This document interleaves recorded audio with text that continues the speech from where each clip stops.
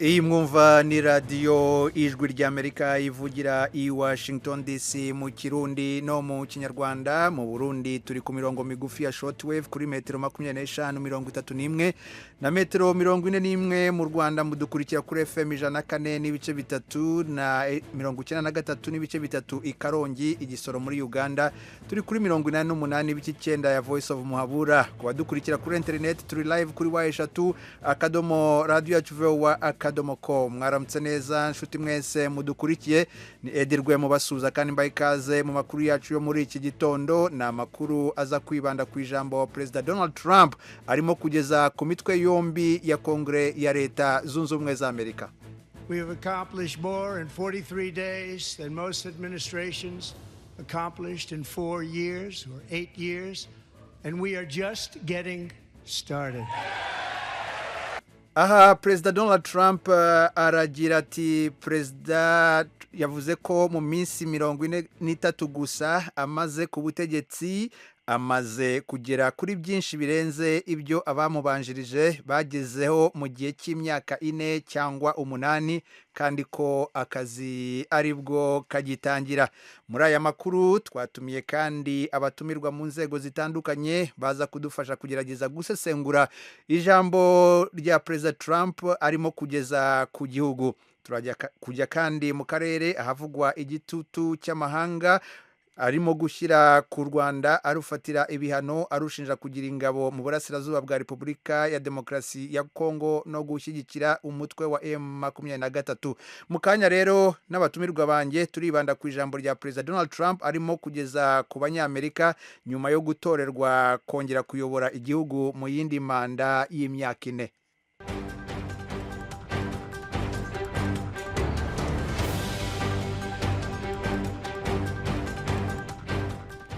Nkuko nari maze kubibabwira, President Donald Trump akomeje kugeza ijambo ku mitwe yombi y'inteko ishinga amategeko ya Leta Zunze Ubumwe za Amerika ariyo Kongre.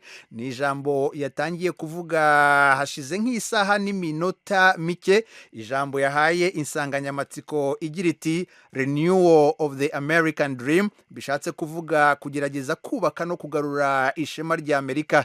President Trump yibanze ku cyerekezo gishya yifuza guha Amerika gikubiyemo guharanira iterambere ry'umunyamerika ku isonga no kongera imbaraga nshya mu rwego rw'ubukungu, kurwanya no kwirukana mu gihugu abimukira binjira mu gihugu bitemewe n'amategeko, kurinda imbibe z'igihugu, guca isesagura ry'umutungo wa leta, kugabanya amafaranga ya leta ikoresha no kugabanya umubare w'abakozi ba leta. President Donald Trump yibukije zimwe mu mpinduka zidasanzwe amaze gutangiza mu minsi 43 amaze ku butegetsi muri iyi manda ye ya kabiri. President Trump yavuze ko mu minsi 43 gusa amaze ku butegetsi amaze kugera kuri byinshi birenze ibyo abamubanjirije bagezeho mu gihe cy'imyaka 4 cyangwa 8. I return to this chamber tonight to report that America's momentum is back, our spirit is back, our pride is back, our confidence is back, and the American dream is surging bigger and better than ever before. Aha, President Donald Trump aragira ati, ngarutse muri iyi ngoro kubagaragariza ko Amerika igarukanye icyubahiro yahoranye kandi ko kitazigera gihagarara. Yongeyeho ko ku nshuro ya mbere abanyamerika benshi bashimishijwe n'icyerekezo aganishamo igihugu. Akaba yagize ati, abantu bantoreye gukora akazi kandi ndimo kugakora neza. Mu by'ukuri hari n'abavuga ko ibyo tumaze kugeraho muri iki gihe cy'ukwezi kumwe tumaze ku butegetsi bitarabaho mu mateka y'iki gihugu. President Trump yavuze ko mu by'ingenzi ashize imbere ari ukuzahura ubukungu bw'igihugu no gutabara imiryango y'abanyamerika yasigaye inyuma kubera politike y'ubutegetsi avuga ko yasimbuye.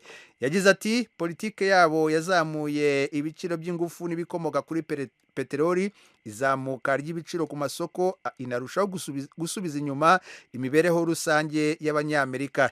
Yavuze ko kuri ubu intego ye ari uguharanira guhindura iyo politike no guhindura ubuzima bw'abanyamerika.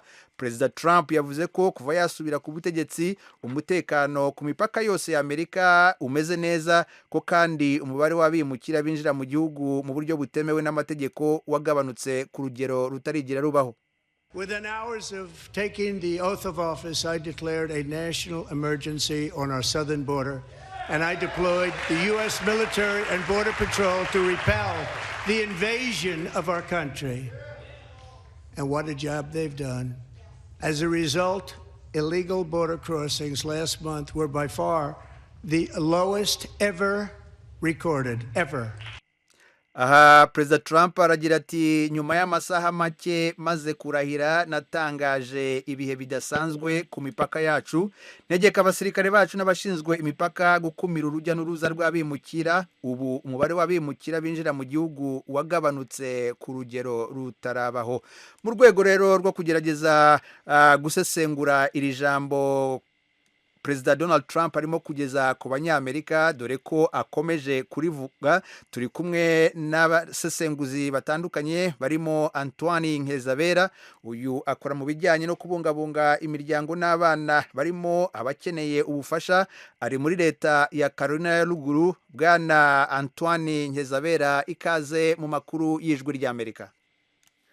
Urakoze cyane mwiriwe neza aho ngaho mumeze neza turakomeye turimo gukurikira disikuru ya Perezida Trump. Urakoze kandi nawe kuba utuboneye akanya kugira ngo tuganire turi kumwe kandi na Michel Gahakanyi uyu akaba atuye mu mujyi wa Phoenix aho ni muri leta ya Arizona bwana Gahakanyi nawe ikaze mu makuru y'ijwi ry'Amerika. Bwana Gahakanyi uranyumva? Gahakanyi ngira ngo bongere bamugerageze kuri telefone ariko mpere kuri bwana Antoine Nkeza ijambo ry'umukuru w'igihugu ubundi byari byitezwe ko rishobora kumara isaha ariko rirasa nkaho ritinzeho gato mu byo umaze gukurikira nk'ikintu wumva cyagukoze ku mutima cyangwa se ikintu cy'ingenzi ukuye muri iri jambo Perezida Trump akomeje kugeza ku banyamerika ni nk'iki kugeza kuri uyu munota. Kugeza kuri uyu munota ubundi twari dufite inyota nyinshi yo kumenya ibitekerezo bye kuko nk'uko yabivuze yashyizeho amabwiriza menshi mu gihe gito nibyo koko ariko mw'ayo mabwiriza ntabwo yagiye asobanuka neza abantu bafite ibibazo hari nka biriya byo kuvugurura ubutegetsi bwa leta ndavuga abantu bakorera guverinoma federali hari ibyo yavuzeho avuga ko ahagaritse gusa abantu uburyo bwo kongera kwinjiza abakozi bashya ariko nyamara wareba mu bikorwa ugasanga hari amabwiriza menshi batanze adasobanutse ukaba utari tuzi neza aho bigana na n'ubu mu byo yavuze ntiyasobanuye niba azahagarika gusa kongera abakozi cyangwa niba koko muri biriya akunda ahora abaza abantu ati hariya tuzafunga biriya bigo aho ntiyahasobanuye neza haracyari rero ibintu byinshi twifuzaga ko yasobanura cyangwa buriya butegetsi bwe bwasobanura kugira ngo umuntu amenye neza ukuntu iyo guverinoma federali izavugururwa mu bindi yavuze muri ibintu wenda byerekeye kuzamura ubukungu yabivuze avuga ko yishimiye yuko ibikorwa byinshi byakorerwa hano muri leta zunze ubumwe za Amerika ni byiza abantu barabikunda ariko hakaba ari cya kibazo bibaza bati tuzabikorera hano mama bizatugirira akamaro kurusha uko twakoranaga n'ibindi bihugu ukurikiyeho rero ukaba wakubitira kuri hariya masezerano arimo avuga ashaka kugirana na Canada sinzi niba ari amasezerano cyangwa niba ari ibihano byo kongera ibiciro ku bintu bikorerwa muri za Canada na Mexico ibihugu twahanaga imbibi ikintu yavuzeho cyane nanone gikomeye nabonye yavuzeho cyane ni icyerekeye abimukira ariko nabo aracyansanze mu kanya yari akibivugaho ni nicyo cyafashe igihe kinini cyane tukaba rero twifuzaga ko hari araza kubivuga twamenya n'ibyerekeranye n'ububanyi n'amahanga kuko hari kiriya kibazo gikomeye cyane cy'Iburayi muri Ukraine aricyo gihangayikishije abanyamerika nubwo bifuza ko intambara ishira ntabwo baramenya niba uburyo ashaka kuyihagarika aribwo bwiza. Urakoze cyane bwana Antoine nari mvuze mu kanya ko turi kumwe kandi na Michel Gahakanyi uyu akaba atuye muri leta ya Arizona mu mujyi wa Phoenix. Bwana Gahakanyi Perezida Trump atangiriza ijambo yagize ati mu minsi 43 gusa amaze ku butegetsi amaze kugera ku bintu byinshi birenze ibyo abamubanjirije bagezeho mu gihe cy'imyaka 4 cyangwa 8. Nawe wakurikiranye iri jambo Perezida Trump arimo kugeza ku banyamerika. Mbere na mbere gerageza utubwire kuri wowe n'icyo umaze gukura muri iri jambo cyagukoze ku mutima. Urakoze Edi kumva ijambo. Trump navuga ko icyo nabanzirizaho yinjiye muri chamber afite confidence bigereranyije n'imyaka yashize akiyoboye manda ya mbere, kubera ko ubu nyine ashigikiwe cyane n'abantu b'ishyaka rye ndetse n'abanyamerika kuba yaratowe n'abantu benshi. Izo ni ibintu numva ko bimuha imbaraga cyane. Ni nayo mpamvu avuga ko yakoze ibintu byinshi birenze abamubanjirije, ariko navuga ko ari bimwe bigwi ahora yivuga. Trump yivuga ibigwi byinshi, ndetse navuga ko ari umwe mu baperezida ba Amerika bakunze kwivuga ibigwi cyane. Ikintu cyose yumva ko yobona credit y'icyo kintu. Mu bintu yavuze ibintu yakoze amaze gukora, nogarukaho navuga ko nko kwimira abimukira kuza muri Amerika. Yadekaraye ko hari emergency, sinzi uko nobivuga, ibihe bidasanzwe ku mipaka. Ibihe bidasanzwe bituma abantu bagira ubwoba, abandi bakabasubizayo. Urebye uko imibare imeze rwose ni imibare ishimishije, nta bantu benshi bavogereye igihugu. Icyo ni ikintu cyashimishije abanyamerika benshi, ndetse biri mu bintu bamutoreye. Ikindi novuga yavuze yabashije kugeraho ni ugushyiraho uburyo bwo kugenzura cyangwa kongera kubaka inzego za leta. Ariho haje n'iki kigo yashinze kiyoborwa na Elon Musk bita Doge. Yakivuze ibigwi, yavuze ukuntu bahagaritse USD, ari nayo ibihugu byinshi byacu bya Afurika byakuragamo inyungu bafasha mu mishinga itandukanye. Yagerageje kugaragaza ukuntu hari imishinga idafitiye inyungu abaturage ndetse n'abanyamerika yajagamo amafaranga menshi. Nibaza ko ibyo nabyo ni ibindi bintu byashimishije abanyamerika benshi muri rusange. Nanone ku rundi ruhande wabonaga ko bamukeba be b'abademokrate batanezererewe n'iri jambo. Ubundi muri iri jambo rya State of Union ry'abanyamerika ukunze gushanga inzego zombi, abademokrate n'abarepublike bashigikira perezida, ariko ibyo nabonye urabona ko rwose abademokrate batamushigikiye. Ikindi kintu nokongeraho, yavuze amategeko menshi agiye guhinduka, kandi wumva biteye impungenge. Hariho nk'ikintu numvise ko agiye guha abapolisi novuga ko ubushobozi bw'umurengera. ngira ngo murabizi abantu batuye muri iki gihugu dufite amateka y'abasirikare y'abapolisi bakoresha imbaraga zidasanzwe aho bica abantu, kandi kenshi na kenshi ugasanga ari amakosa y'abapolisi bakoresheje imbaraga z'umurengera batakagombye gukoresha. Ikindi narangirizaho novuga ko ku bijanye n'abimukira yavuze ko cyane ko novuga ko bizahagarikwa cyane nk'uko yazanye indi alternative cyangwa uburyo bwo bisimbura. Yavuze ko agiye guha chance abanyeshuri baba baje hano kwiga muri Amerika, baba bize mu bintu bitandukanye, bafite ubwenge, ko bashobora kuba aribo noneho bahayo mahigwe yo kugira ngo noneho bature hano, babaha ibyangombwa byo gutura hano. Ikindi ni kade yavuze buriya buryo ashiraho bw'aba investor, umuntu ushobora kubona miliyoni 5 bashobora kumureka akabona pafu yo kugira ngo aze muri Amerika, ni nka green card ariko bikozwe noneho bihawe abantu bafite ubushobozi gusa, ni nkabyo bizasimbura abandi. Ubona ko abimukira uburyo bazaga muri iki gihugu kuri imanda ya Trump bigiye guhinduka cyane. kandi ni nabyo abanyamerika benshi bifuza. hanyuma bwana Gahakanyi, ugarutse kuri icyo kijyanye n'umutekano ku mipaka ndetse n'ingamba Trump yashyizeho zijyanye no kugerageza kugabanya abimukira binjira mu gihugu mu buryo butemewe n'amategeko.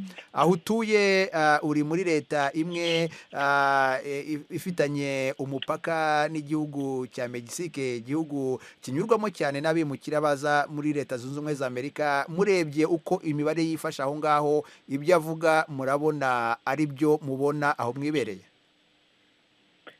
Iby'ukuri hano urebye imibare yaragabanutse kubera ko hakiri abademokarate bari bafite polisi zabafashaga kwinjira, ariko abantu bamenya amakuru kuva Trump atangiye kudeporta abantu batinya kuza kwinjira muri Amerika. Gusa hariho nanone abinjira hano kuri uyu mupaka wacu kubera ko duturanye na Mexique, baza badaciye ku mipaka izwi, ndetse hariho bamwe navuganaga nabo baca mu myobo bakagenda bihisha ijoro, bakagenda ijoro kugeza bageze hano muri leta ya Arizona. Nibaza ko guhagarika abimukira, kuba wabihagarika bya burundu ni ibintu bigoye cyane kubera ko uburyo Mexico imeze na Amerika ni ahantu hanini abasirikare badashobora gukontorora hose. Bwana Antoine Nkezabera, uri muri leta umuntu yavuga ko ari leta ituwe cyane n'abarepublikani.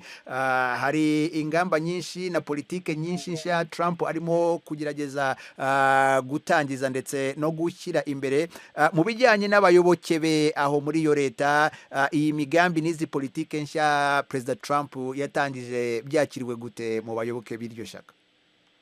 mu bayoboke b'ishyaka rye, imigambi mbese ibitekerezo bari babifitiye nko kuvugurura leta barabyishimira, kuko bose bahora bavuga bati leta ikoresha abakozi benshi kandi bagakora ibintu hari bitagaragara ngo bazungure igihugu. Ariko rero hajemo no kuza akabazo ku buryo kubera ko bagiye benshi mu bakorera leta harimo abantu bagiye babona ubutumwa bubakanga, kandi muri abo bakangwaga harimo n'abatoye Trump. Bo bakaba batanezezwa cyane n'uburyo abikora, kuko bisa n'ibiteye impungenge, kuko bisa n'ibitarateguwe neza ngo babanze barebe ninde kuko mu wuhe mwanya twagabanya, ni bande twahagarika.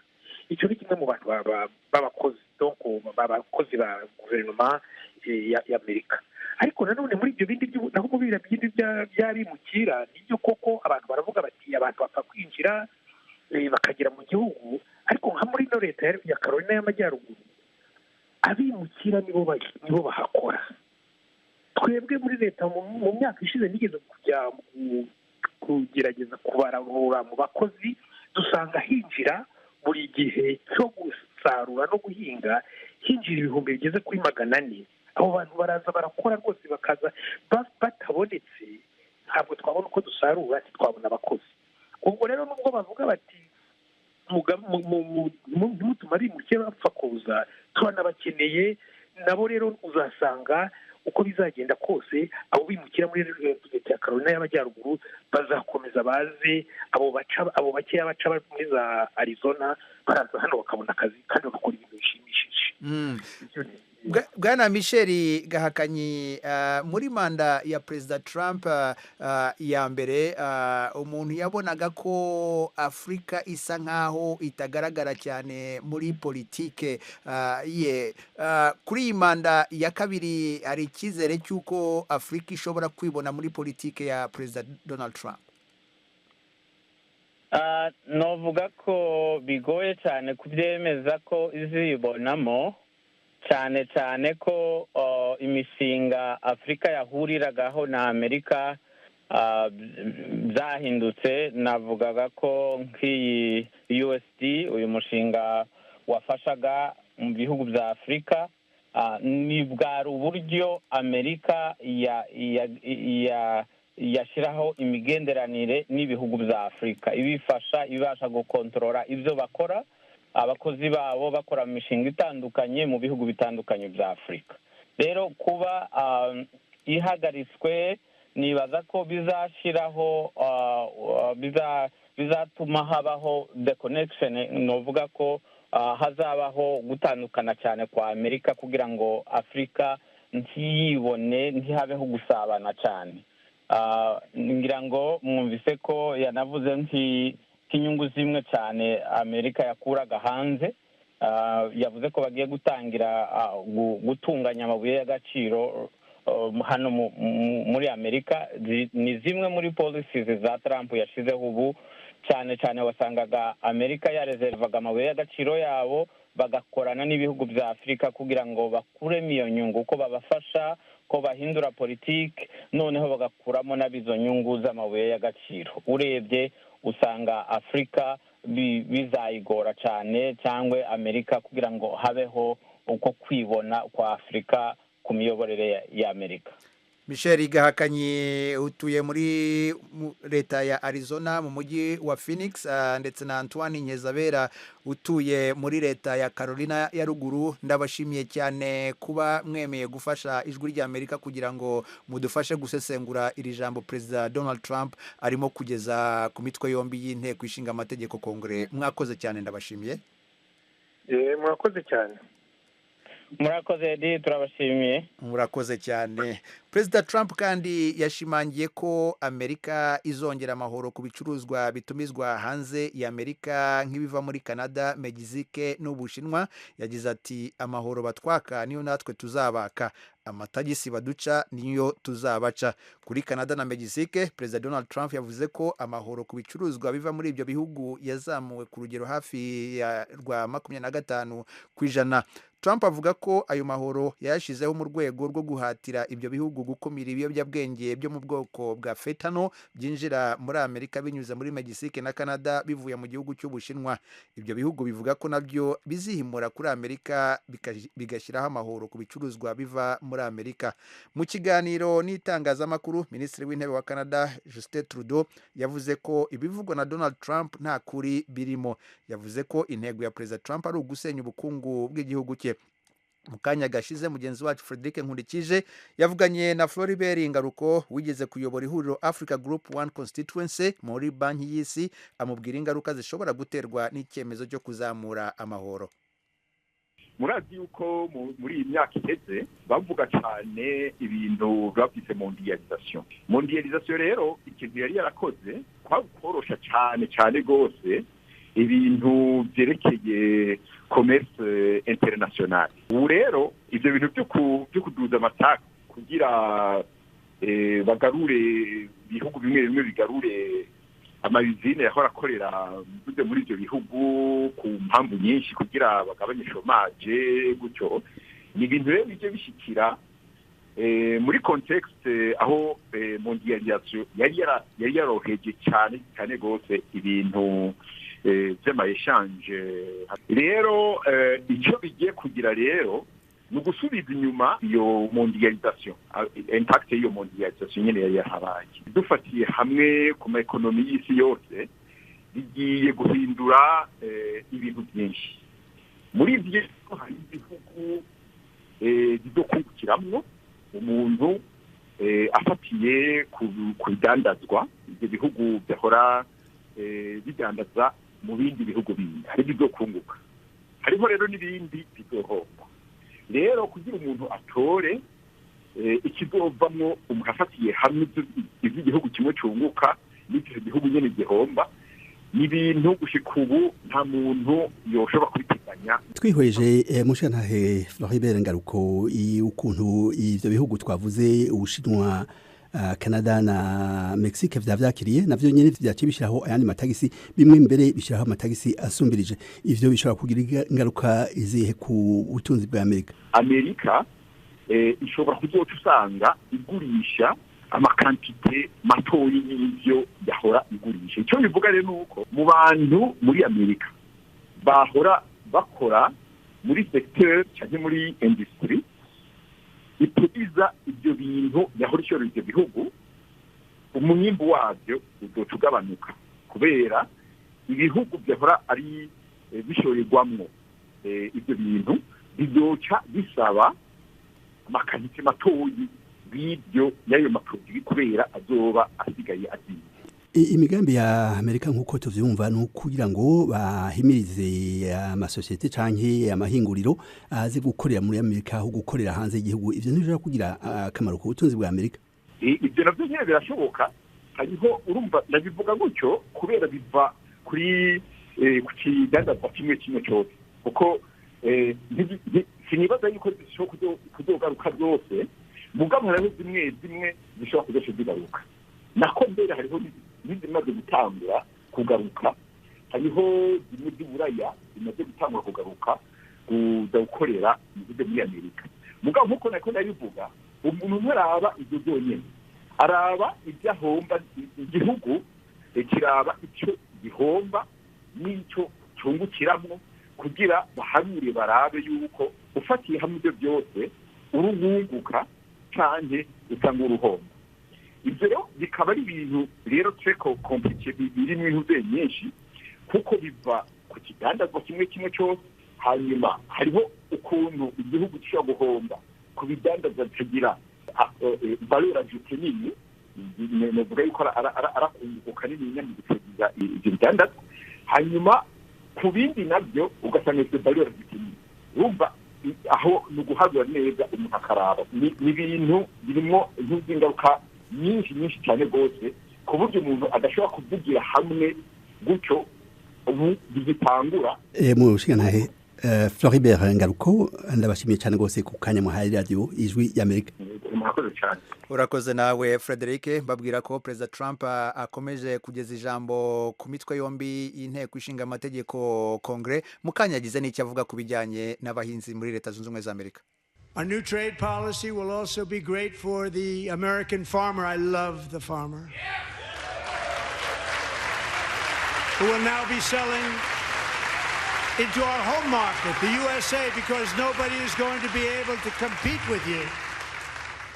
Because those goods that come in from other countries and companies, they're really in a bad position in so many different ways. They're uninspected. Uwo ni Perezida Donald Trump avuga ko agiye gukumira bimwe mu bicuruzwa byinjiraga muri Amerika, ahanini ugasanga bibangamiye abahinzi bo muri Leta Zunze Ubumwe za Amerika. Kuri telefoni nanone ndi kumwe na Bwana Pierre Damien Mvuyekure, uyu ni umwarimu muri kaminuza ya Northern Iowa muri Leta ya Iowa. Bwana Mvuyekure, mwiriwe neza? Mwiriwe neza Etienne. Ni Edi Rwema mvugana. Rwema, mwiriwe neza. Yego, twagerageje kugushaka ariko turakubura, ariko ngarutse kuri icyo kintu kijyanye n'abahinzi gushirwa imbere muri politike ya Donald Trump. Nko muri iyo leta yanyu ahanini izwi ko ari leta irimo abahinzi benshi, ayo makuru ari bwakirwe gute? Ayo makuru ari bwakirwe neza cyane ko muri ayo baduhinga ibigori byinshi kurusha ahandi hose muri Amerika. Kandi byongeye Iowa ibintu byerekeranye n'ingurube n'icyo bita ibishyimbo bya soy nibyo bijya mu Bushinwa cyane, kandi uzi ko Iowa ni yabaye leta y'abarepublicain, barabikunda cyane. Ariko nawe urabizi Perezida Trump ni umuntu ukora televiziyo kubera nka yashoye yitwaga The Apprentice. Ibintu avuga ni byinshi ariko urebye ibyo ageraho ni bikeya, barabyakira neza rwose. Ariko iyo ndebye ukuntu abantu muri ayo bameze, nkari abanyeshuri banje ukuntu mbese ubareba ugasanga bameze nk'abarwayi kubera ibintu babona, sinzi niba hari icyo birahindura. Urakoze. Mwambuza ari uko narimo ndeba disikuru nzi ko wenda iki kiganiro cyanyu kiraba nyuma. Nta kibazo Profeseri Mvuyekure. Umwanya tubonanye nanone ni nabwo Perezida Donald Trump yasozaga ijambo rye, ariko ni ijambo tuza gukomeza dukurikirana, hanyuma ku munsi w'ejo wenda tuzongera tukwakure kugira ngo twumve ibitekerezo byawe birambuye ahanini kuri iri jambo na politike Perezida Trump yimirije imbere muri iki gihe atangiye manda ye ya kabiri y'imyaka 4. Ndagushimiye cyane. Harimo Rwema. Yego.